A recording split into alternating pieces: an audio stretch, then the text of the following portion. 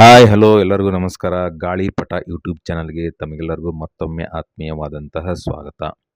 ಇವತ್ತಿನ ವಿಷಯ ಏನು ಅಂತ ಹೇಳಿದ್ರೆ, ಮೊನ್ನೆ ನ್ಯೂಸ್ ಪೇಪರಲ್ಲಿ ಒಂದು ಪರೀಕ್ಷೆಗೆ ಸಂಬಂಧಪಟ್ಟಂತೆ, ಯಾವ ಪರೀಕ್ಷೆಗೆ ಅಂತ ಹೇಳಿದ್ರೆ ವಕೀಲರು ಸಿವಿಲ್ ಜಡ್ಜ್ ಪರೀಕ್ಷೆ ಬರೆಯೋಕ್ಕೆ ಕನಿಷ್ಠ ಅವಧಿ ಎಷ್ಟಿತ್ತು ಅನ್ನೋದು.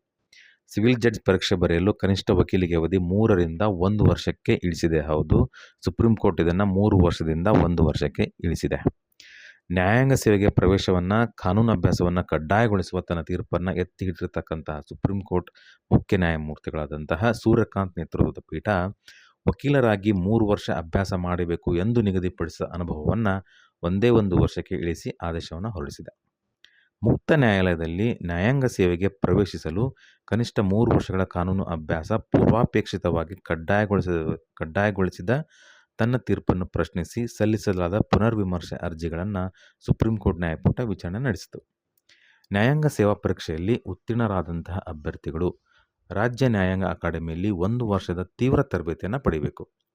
ನಂತರ ಜಿಲ್ಲಾ ನ್ಯಾಯಾಧೀಶರು ಅಥವಾ ಉನ್ನತ ನ್ಯಾಯಾಂಗ ಸೇವೆಯ ಅಡಿಯಲ್ಲಿ 6 ತಿಂಗಳ ಕ್ಲರ್ಕ್ಶಿಪ್ ಮತ್ತು ಹಾಲಿ ಹೈಕೋರ್ಟ್ ನ್ಯಾಯಾಧೀಶರ ಅಡಿಯಲ್ಲಿ 6 ತಿಂಗಳ ಕಾಲ ತರಬೇತಿ ಪಡೆಯಬೇಕು ಎಂಬ ನಿಯಮವನ್ನು ಹೊರಡಿಸಿದೆ. ದಿನಾಂಕ 31/3/2027ರವರೆಗೆ ಸಿವಿಲ್ ಜಡ್ಜ್ ಹುದ್ದೆಗೆ ಅರ್ಜಿ ಸಲ್ಲಿಸುವ ಅಭ್ಯರ್ಥಿಗಳಿಗೆ ವಕೀಲರಾಗಿ 3 ವರ್ಷಗಳ ಅಭ್ಯಾಸದ ಅವಶ್ಯಕತೆ ಇಲ್ಲ. ಎಲ್ಲ ಕಾನೂನು ಪದವೀಧರರೂ ಕೂಡ ಅರ್ಜಿ ಸಲ್ಲಿಸಲು ಅರ್ಹರಾಗಿರುತ್ತಾರೆ ಎಂಬುದು ಇದರ ನಿರ್ದೇಶನ.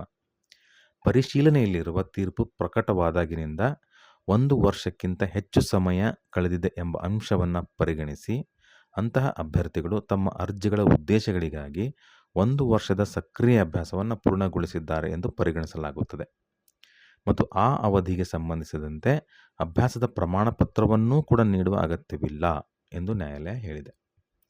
ಇನ್ನಷ್ಟು ಇದರ ಬಗ್ಗೆ ಮಾಹಿತಿ ಬೇಕಂತ ಹೇಳಿದರೆ ಸಿವಿಲ್ ಜಡ್ಜಿಗೆ ಸಂಬಂಧಪಟ್ಟಂಥ ವೆಬ್ಸೈಟ್ಗಳನ್ನು ಕೂಡ ನೀವು ನೋಡಬಹುದು ಮತ್ತು ಹಲವಾರು ಪತ್ರಿಕೆಗಳಲ್ಲಿ ಪ್ರಕಟವಾದಂತಹ ಆರ್ಟಿಕಲ್ಗಳನ್ನು ಕೂಡ ನೀವು ರೆಫರ್ ಮಾಡ್ಬೋದು.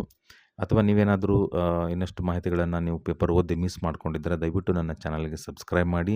ನಾನು ಈ ಚಾನಲ್ನಲ್ಲಿ ನಿಮಗೆ ಪತ್ರಿಕೆಗಳಲ್ಲಿ ಪ್ರಕಟವಾಗುವಂಥ ಯಾವುದಾದ್ರೂ ಮಿಸ್ ಆಗಿ ನಿಮಗೆ ಅನುಕೂಲವಾದಂತಹ ಮಾಹಿತಿಗಳನ್ನು ನೀಡ್ತಾ ಹೋಗ್ತೀನಿ. Thank you so much. Please subscribe Galipata YouTube channel. Thank you.